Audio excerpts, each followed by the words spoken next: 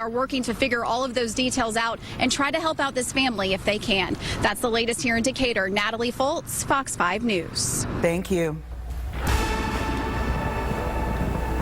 We'll turn into our weather now. Not a lot to talk about on our end, but two tropical systems working right now. That's right. Very busy for sure. Meteorologist Jeff Hill joins us now with a quick check on your forecast. And one of them actually helping to bring in that nice little relief we had today. Very nice today. It was awesome this morning, that nice break in the humidity, and we'll continue to deal with that lower humidity through tomorrow before the summer type humidity starts to return by midweek. Let's take a look at what's out there right now. So we've got two systems going on in our tropical update here. Beryl, which is falling apart, headed toward the Lesser Antilles, so that's now basically just remnants, no longer a tropical storm, and it doesn't look like it's going to reform. Closer to us, though, is Chris, and again, we were kind of the beneficiaries of the easterly flow coming off of that today, helping to bring down some air that was slightly drier out of parts of the mid-Atlantic, but there's the circulation with that storm as it sits offshore, and it looks like it's going to continue to sit off the Carolinas, almost stationary, probably for the next 24 hours or so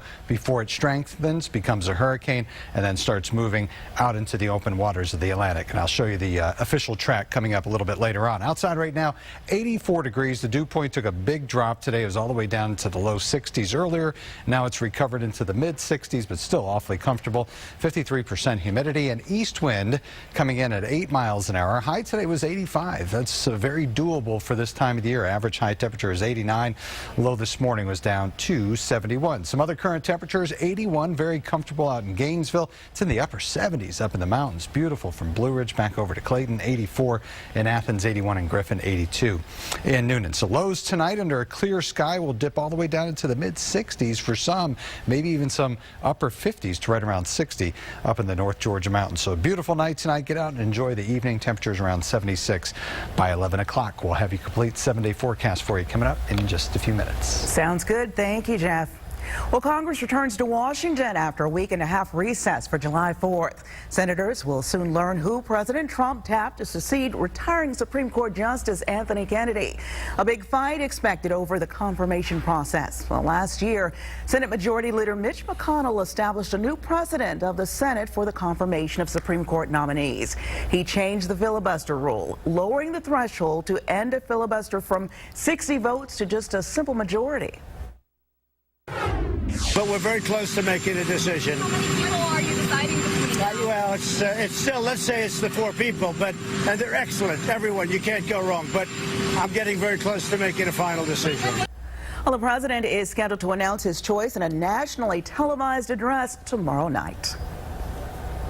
Well, the countdown continues as the president prepares that announcement. We'll, of course, have the details for you tomorrow. Meantime, the country is preparing for President Trump and his action when it regards to the NATO summit in Brussels. The president is set to push allies to increase the spending for their own defense. Fox's Jillian Turner has the details.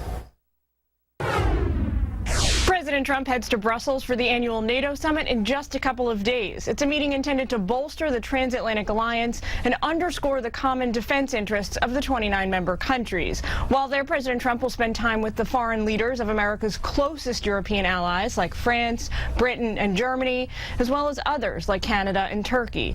Going into the meetings, the administration's focusing its messaging to the American people on cost sharing. And we go away on Monday. We appoint and go away, and I'll see lots of people. I'll see NATO, and I'm going to tell NATO, you got to start paying your bills. Every ally is now increasing defense spending.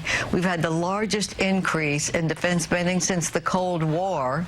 When it comes to foreign policy and defense issues, the big-ticket items on the agenda for the summit include the international migrant crisis, the Syrian civil war, threat, Iran nuclear deal, and cybersecurity. The elephant in the room is Russia, in particular Vladimir Putin's ever-increasing aggression and threats to the world order. I do think Russia is trying to flip Turkey. They're trying to flip many of our allies. They want to destabilize the strongest defense alliance in the history of the world, and that is NATO. President Trump will meet with Putin on the heels of the summit in Helsinki for a private one-on-one. The other major issue on everyone's minds will be North Korea. Many of the heads of state the president sees in Brussels haven't spoken to him since his historic summit with dictator Kim Jong-un in June, and they'll be really eager for the details. Just yesterday, North Korea and said they're reconsidering their commitment to denuclearization. In Washington, Jillian Turner, Fox News. 4 boys now freed. Officials say recovery efforts going better than expected. The latest on the mission that has captured the world's attention. Plus, a frightening scene in Chicago after a plane crashes near an interstate. Coming up, what witnesses saw moments before the plane went down. And Justin's here with sports. Hey, Justin. Carrie, one local boxing gym is teaching kids to roll with whatever punches that life throws their way. You'll go inside the squared circle with the kids ahead in Fox 5 Sports. People from all parts of the world are keeping a close eye on northern Thailand. This after a soccer team and their coach became trapped in a cave. And today, 4 of the boys are free, and efforts are moving forward to rescue the rest. The operation today has been more successful than we expected. Welcome news after much uncertainty. The first group of boys have been rescued from a cave in northern Thailand after being trapped for more than 2 weeks. An international team of 18 divers were part of the rescue mission.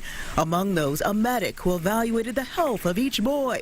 The healthiest group, the first out, to ensure the trip is survivable. Each boy was escorted by 2 divers through 2.5 miles of treacherous caves, much of which is underwater. In total, the operation took about 8 hours. The 4 boys taken to area hospitals, their condition unknown, but experts say their age will work to their advantage. Teenagers can recover very quickly from injuries that older people may have difficulty with. The mental issues are not known as well because this is a very unique situation. 12 boys between the ages of 11 and 16 and their coach entered the cave on June 23rd. Monsoon rains flooded it while they were inside, blocking the exit, trapping the group. The caves, dark, narrow, and muddy, difficult for expert divers to navigate, let alone young boys untrained in diving. On Friday, a former Thai SEAL lost consciousness and died attempting to make the trip. Efforts to rescue the next group will take place early Monday morning, local time. Yeah, so many people praying for that group. Thai officials say the entire operation to rescue the 9 remaining in the cave could take up to 4 days, depending on weather and water conditions.